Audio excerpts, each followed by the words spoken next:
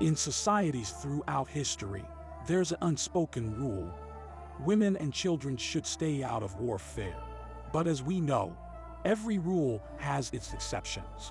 Women served as secret agents during the World War II, and their stories of capture and punishment are harrowing. Welcome to Unseen History, and this is a tale about the unthinkable punishments for women spies in World War II. Throughout history, individuals who were regarded as the enemy, regardless of gender, were subjected to cruel punishments and physical torment. Beatings, electrical shocks, waterboarding, all were employed to extract vital information. In addition to this, women faced the added burden of sexual abuse, bias, and further maltreatment. Imagine then the unspeakable sufferings they underwent as spies. These courageous women, especially those marked as enemies or from targeted groups, were condemned to hard labor in concentration camps and prisons. The nature of the work was excruciating and the conditions brutal.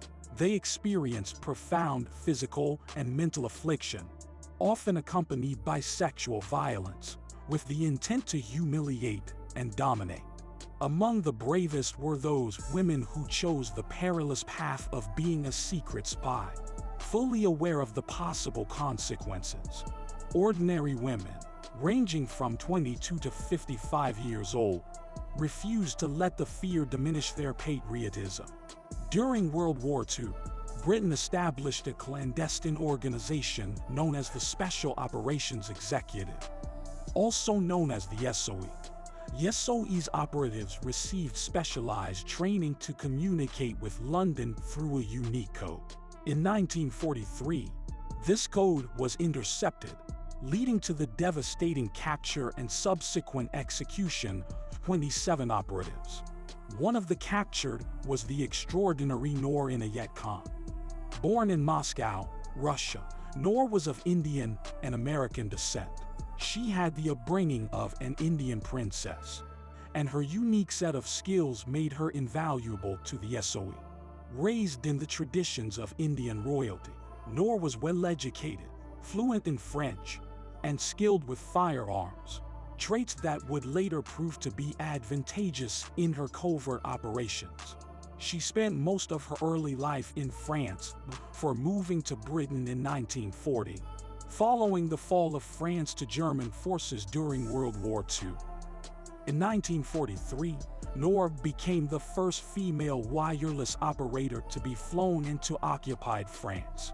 She worked under the code name Madeleine, gathering intelligence and transmitting crucial messages back to the Allies. Despite the constant danger and risk of capture by the Gestapo, Noor showed incredible courage and resilience. However, in October 1943, after being betrayed by a French woman, she was arrested by the Gestapo. Despite torture and interrogation, Noor refused to reveal any information about the SOE or her fellow agents.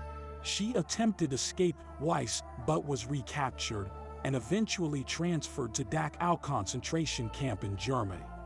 Tragically, Noor Inayat Khan was executed at Dachau concentration camp on September 13, 1944.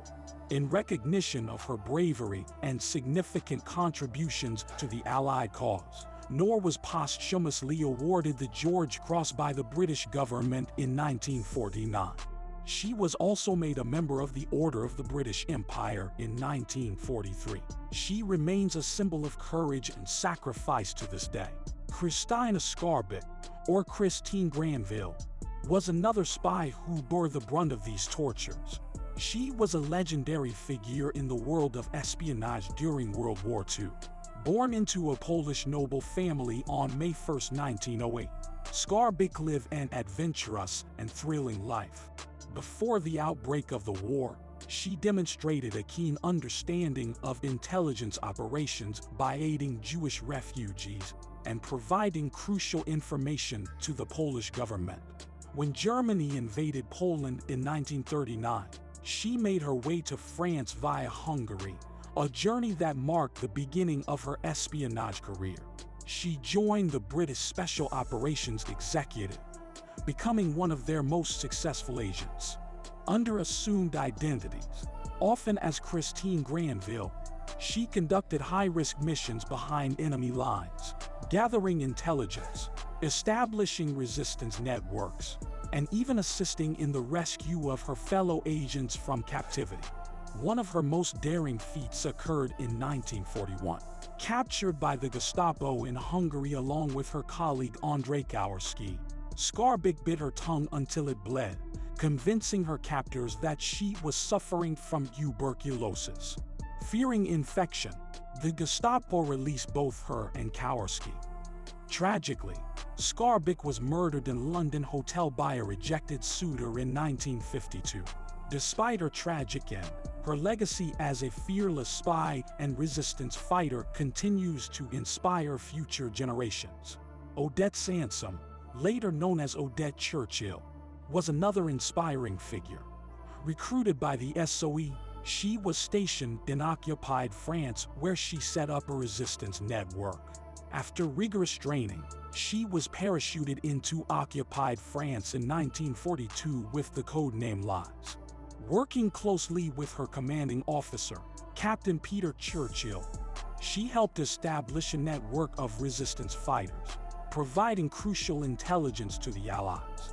However, the following year, her mission was compromised when she and Churchill were captured by the Gestapo.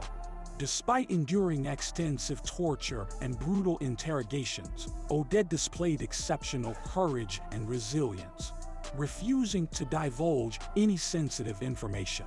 To protect Churchill, she even falsely confessed to being his wife, thinking that the Germans wouldn't harm the wife of a relative of the Prime Minister, Winston Churchill, although they were not actually related.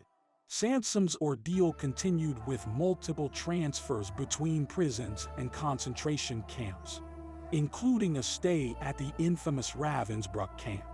She survived horrific conditions and brutal treatment, all the while maintaining her strong spirit and resolve.